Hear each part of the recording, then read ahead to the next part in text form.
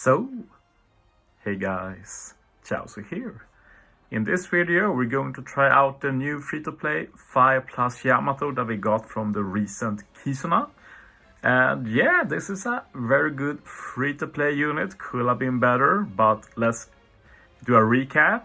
-1 CD as captain, 4.5 times attack to Sai and int with matching slots, 1.2 times HP, and you resist bind by 1 turn. For free-to-play, nothing to complain about there, very good.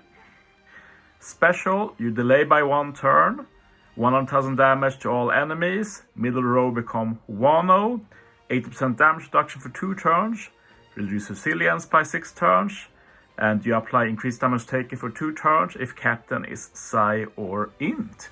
So yeah, that's a lot, and I think this will be used in the future since 1 orb pretty rare, increased damage taken pretty rare, and maybe you can even pair this up with the EX, because the EX, well, it's pretty steep, but building an all Mugi team is reasonable. And if you're able to do it with Yamato as captain, you get the damage reduction attack boost applied, which is one of the most rare attack buffs in the game, and Sai and int becomes super as well. And yeah, this can see some viability in the future, mainly due to captain swap, since you don't want Yamato as captain, but Yamato can start as captain and then get swapped. Something like that might be possible. And yeah, we're going to do 2 teams with Yamato as captain. We're going to try out 2 of the most hard arena. And the fun thing with this first team is that we're not even using one of the units. Like, I have a Robin here and I use Robin special, but after the run I realized that Robin actually didn't do anything at all. So yeah, that was pretty nice, I guess. We will be stalling a bit though, just so we can get specials ready. And I do want the ship special for stage 4.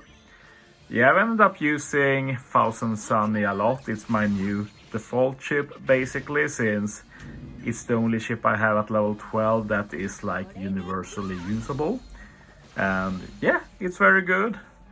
It's just not the fastest, so in the future I'd like to get a speedrun ship like Ho, for example. But we'll see when that happens. So yeah, we used Luffy here, going to be able to carry this ore boost and chain multiplier boost until final stage. I also prepare for next stage by swapping Nami and Carrot.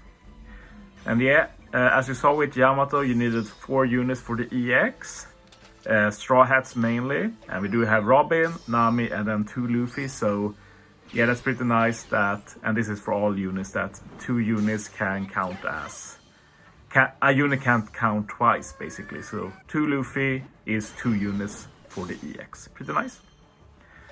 And yeah, I'm going to do something I've never done before, I think, and that's overpowering this damage reduction. This attack boost helps make the difference. We also have the ore boost from Luffy, all of the chain stuff from Nami. So yeah, we're able to overpower Hawkins here and get the kill. Didn't even need to tap with Kid Luffy.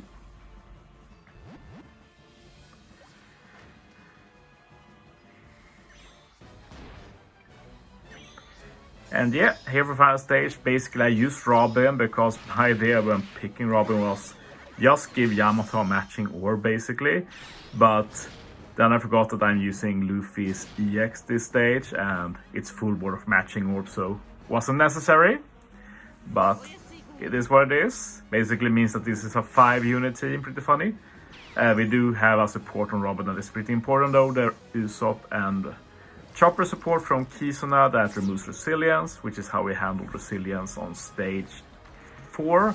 That support plus the support on Nami and old trash mapper recruit Sanji. So 2 very odd supports to remove the resilience.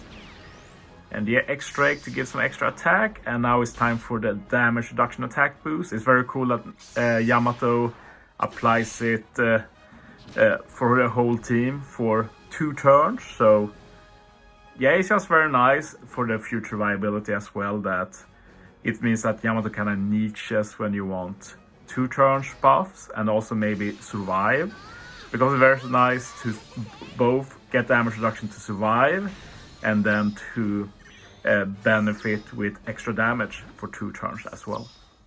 It's a very good design. And yeah, we survive thanks to that damage reduction. We still have the damage reduction attack boost. Now we use the treasure map free-to-play Weevil to remove the attack down, give an attack boost, and this means that the 6+ Gear 5 Luffy will buff the attack boost and give us an ore boost. So yeah, very easy kill now. I even do a miss here, but we're still good. And yeah, that's the first team. I have one more team prepared, which is going to be against Sasaki. And this is the first run I did, and this is one of those teams where, like, I don't know how other people team build, but for me, the closest comparison I can come up with is like shadow boxing, like boxers who like try and fight against someone in their head. So when I team build, I'm always thinking like cover everything in the entire content. And usually you just follow that plan, but sometimes it happens stuff you didn't think about when building, and you kind of change on the get-go. So that happened in this team, which means that some stuff we're not perfect synergy, which is something I try to do. I'm one of those people that when I team build, I can skip certain units because I feel like they do too much on a team. It sounds dumb, but I like it when you fit neat roles. You don't do too much unless that's the point of the unit on the team. I hope that makes sense.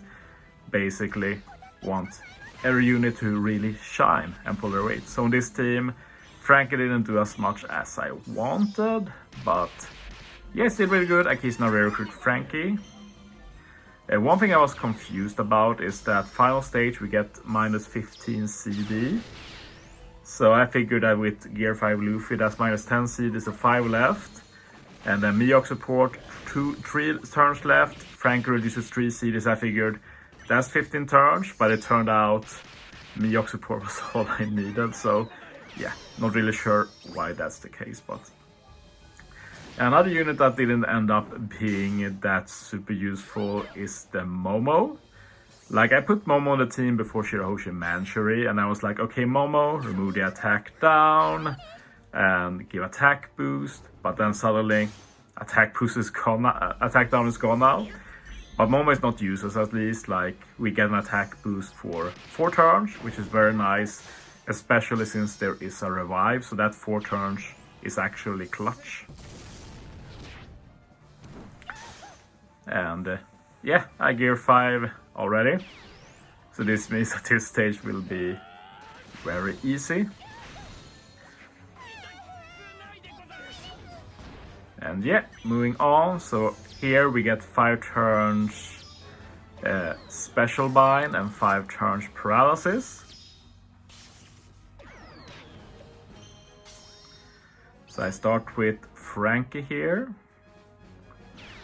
And he will change orbs since they are unfavorable, which I didn't think about, to be honest. But this means that when I swap Shirahoshi Manchuri, I get a full board of rainbow. I did not plan to have a full board of rainbow orbs here. I was planning to just beat the revive with Wano orbs in the middle, and now I don't get any Wano orbs. I also forgot about the orb lock. I forgot about a lot of things here, but the most important thing is that it worked, and this is going to be a very easy kill, because now we have a chain boost for more than 2 turns. We have attack boost 2 turns, orb boost 2 turns, damage reduction attack boost for 2 turns. So in the end, this ended up being one of the more easier Sasaki teams I made in terms of damage, at least. Not the most optimal, of course, since it's very slow, but yeah, I feel like I've done Yamato justice. I'm just sad that Yamato couldn't use EX as sub. Yamato will probably be maybe the best free-to-play unit in the game if that EX could be used as a sub.